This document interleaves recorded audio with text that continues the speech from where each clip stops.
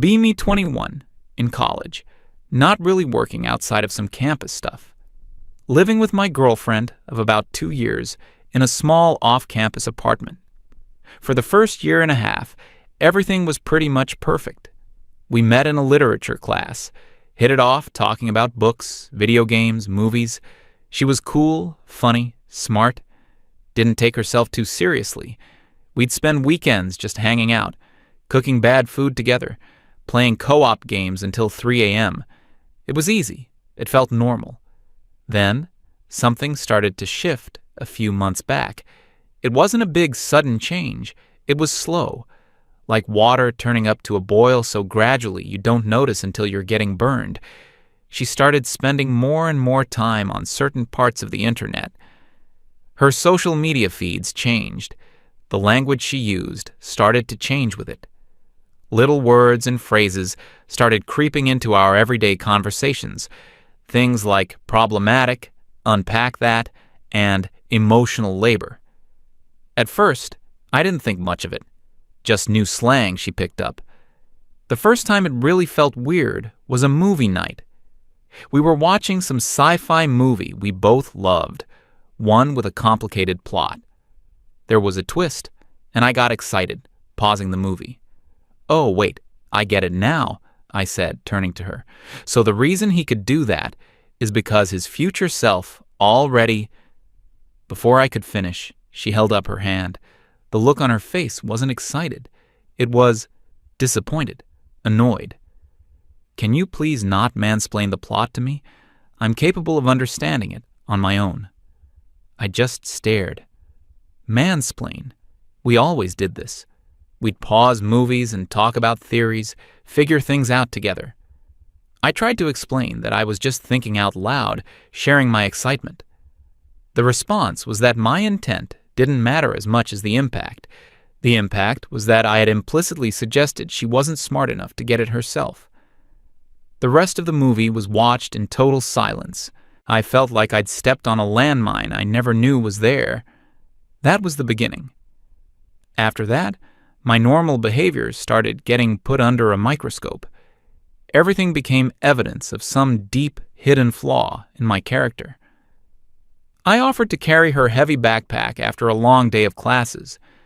Apparently, this was a benevolent sexism gesture, reinforcing the idea that women are the weaker sex. I just thought her back was probably sore. I complimented a new dress she bought, saying the color looked great on her. This led to a long conversation about the male gaze and how my compliment was objectifying, reducing her worth to her appearance. I was just trying to be a nice boyfriend. Each time, I'd try to defend my actions as normal, kind gestures. Each time, I was told that I just didn't get it because I was a man and couldn't see the oppressive systems I was participating in. It was exhausting. It felt like I was constantly on trial for crimes I didn't even know existed. The apartment, which used to be our comfortable little space, started to feel like a courtroom. The concept of emotional labor became a big theme. One time, I forgot that we needed to RSVP to a friend's party. It was a simple mistake. I had a huge midterm I was studying for, and it just slipped my mind. This wasn't treated as a simple mistake. It was treated as a symptom of my male privilege. I was informed that she has to carry the entire mental load of our social lives, that she's the one who has to remember all the dates, all the obligations, all the little things, because society has conditioned women to be the keepers of the social calendar. My forgetting was not an individual act of forgetfulness. It was an act of patriarchal negligence. I apologized and set a reminder on my phone, but the lecture went on for an hour. It felt like I wasn't being talked to, but diagnosed. Another time, I had a genuinely awful day.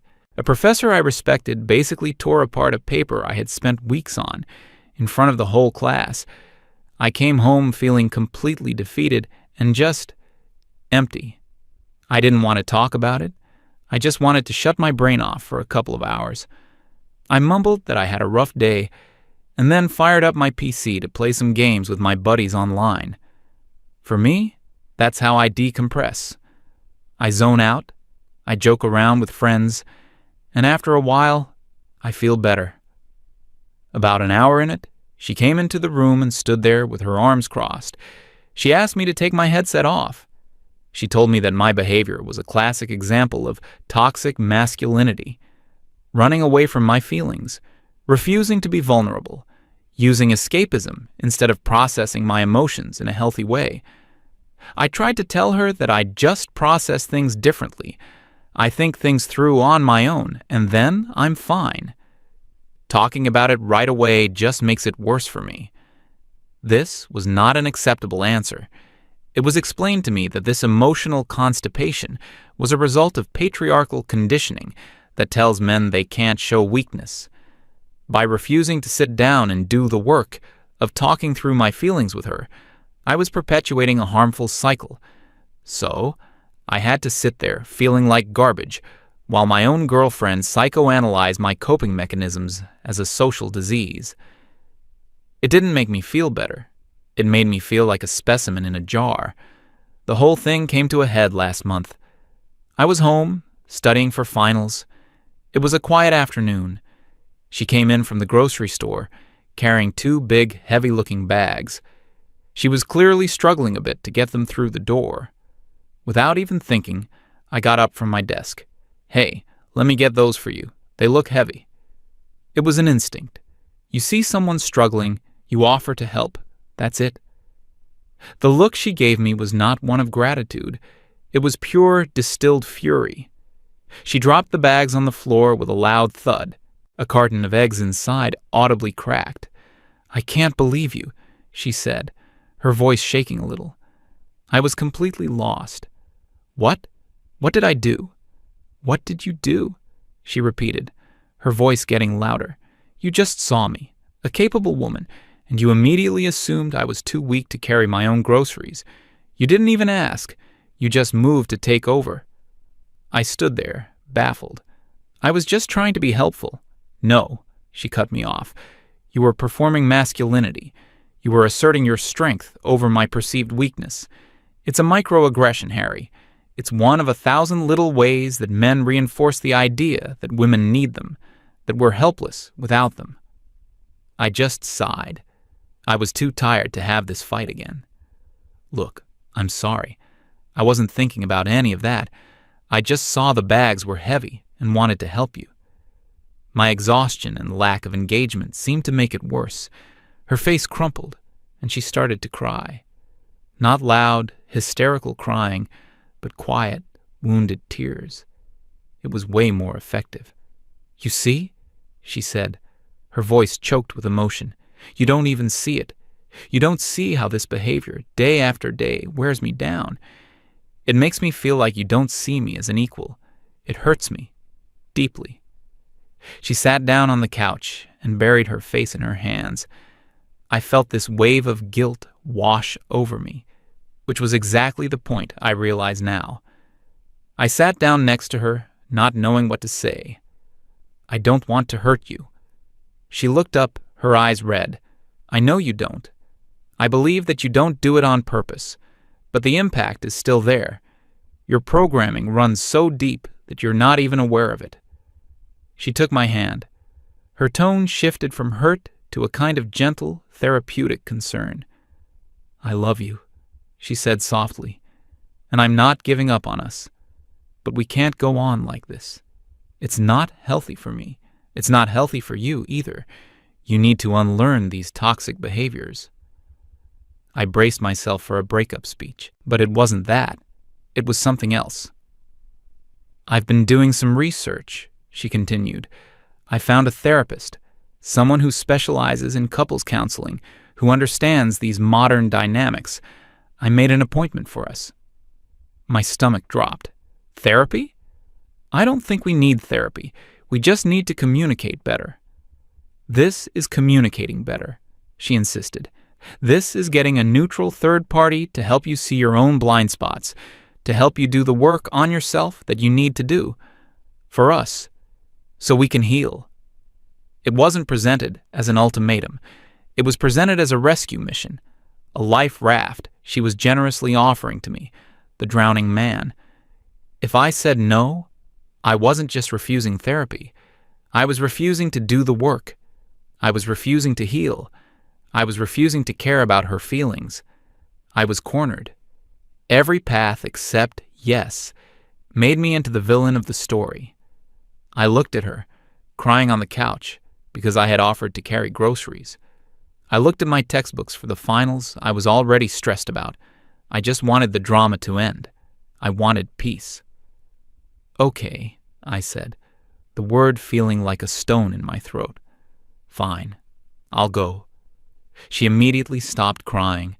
A bright, hopeful smile spread across her face.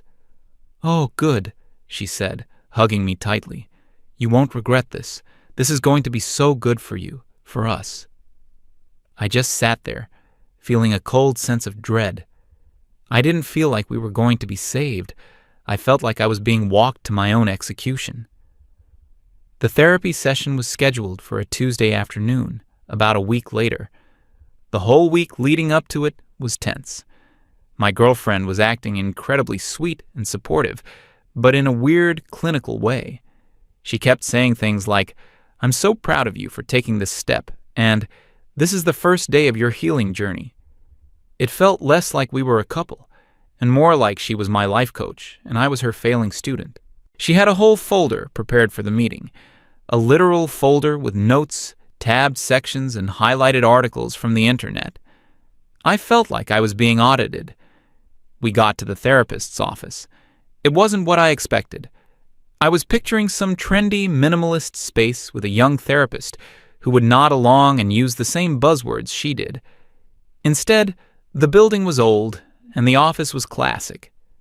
Big oak desk, leather chairs that sighed when you sat in them, shelves overflowing with actual physical books.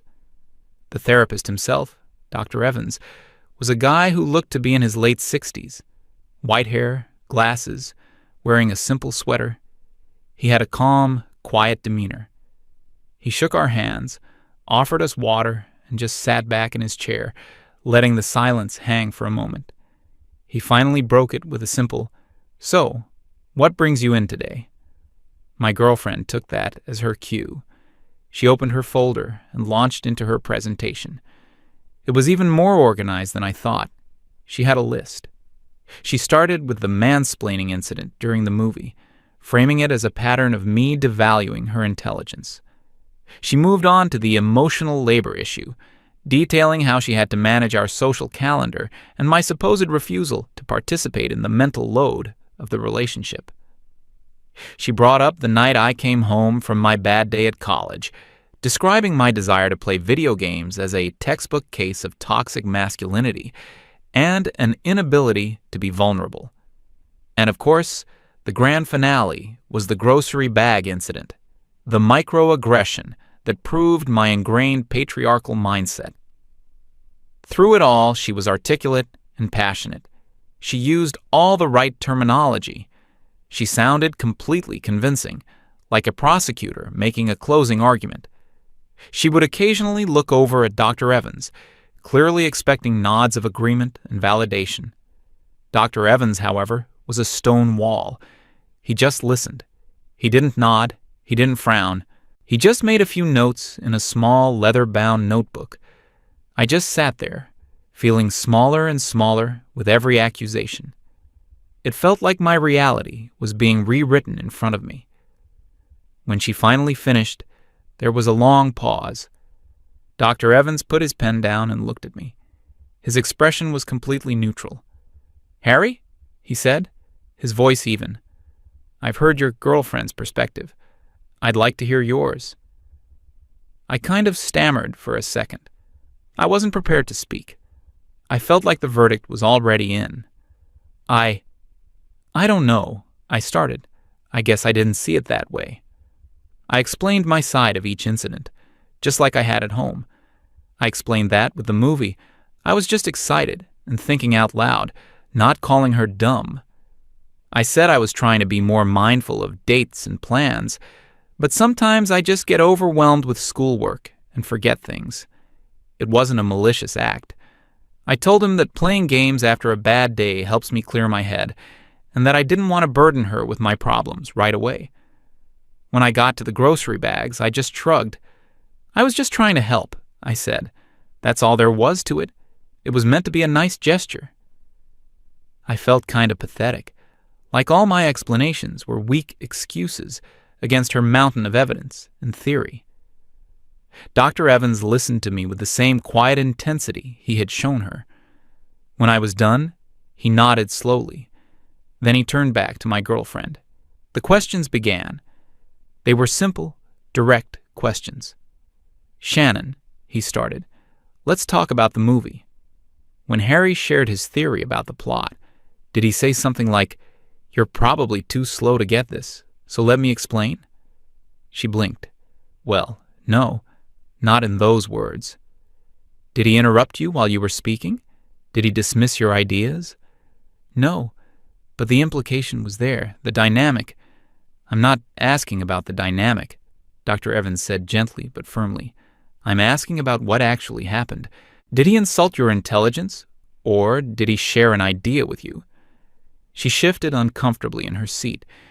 "He shared an idea." He moved on. "Regarding the emotional labor, you said you have to manage the social calendar. Have you ever tried not managing it?" She looked confused. "What do you mean?" "I mean, have you ever sat down with Harry and said, 'I feel overwhelmed with planning. For the next month, I need you to be in charge of our social events. I won't remind you.' Have you given him the opportunity to step up, or have you preemptively taken on the role and then resented him for it?" "I shouldn't have to ask," she said, her voice rising slightly. "He should just know. He should want to be an equal partner." "Is it possible," Dr. Evans continued, his tone unchanged, "that he thinks you enjoy planning things, and he's letting you do something you're good at? That his inaction isn't a sign of malice, but perhaps a miscommunication and a faulty assumption?" He didn't let up. He went right to the toxic masculinity point. "And when he came home from a bad day, you wanted him to be vulnerable with you? Why?"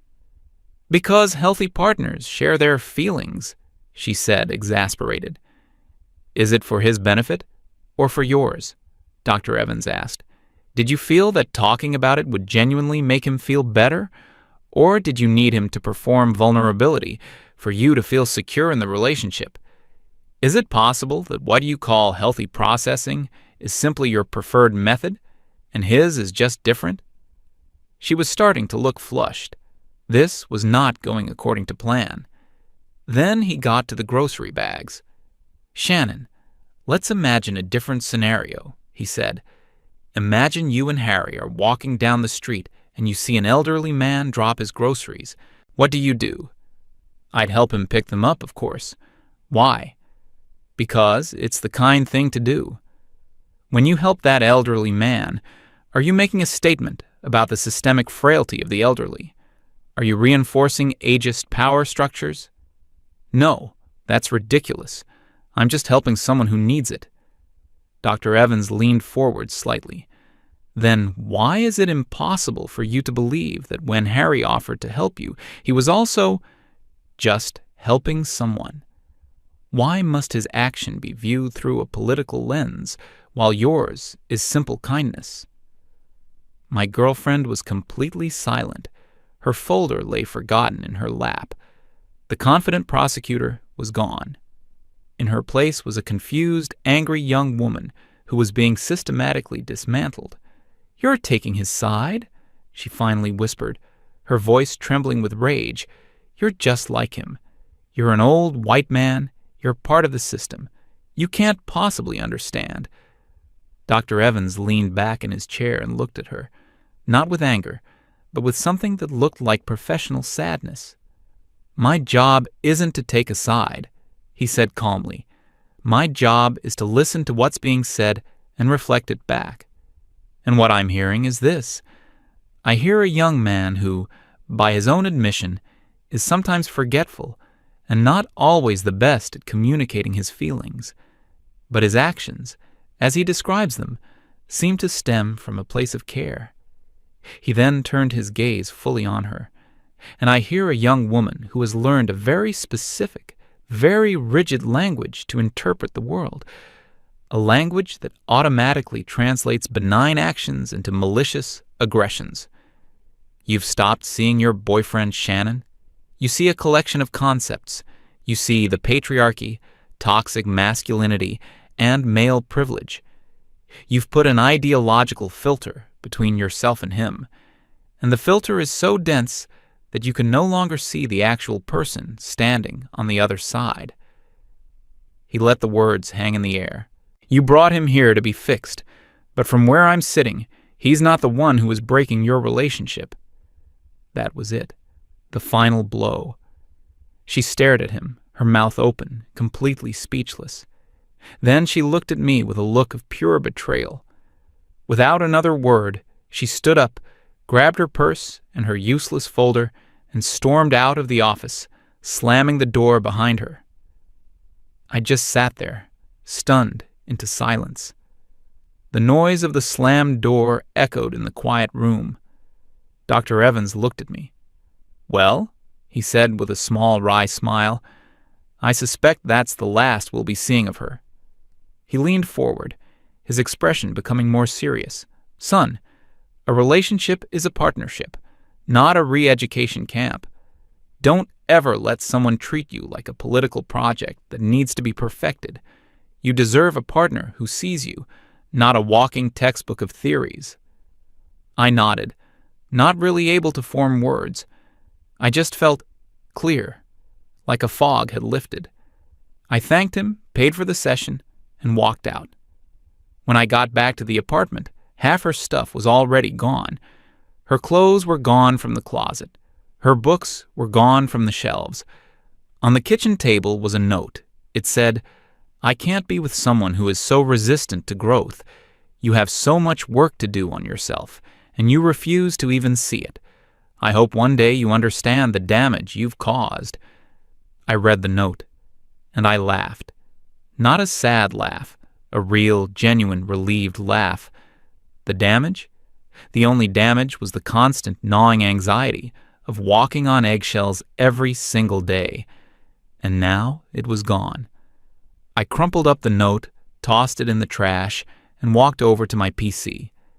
I put on my headset, joined a voice chat with my friends, and loaded up a game. "Hey man, you're on late," one of them said. "Yeah," I replied, leaning back in my chair and cracking a smile. Just had some things to take care of.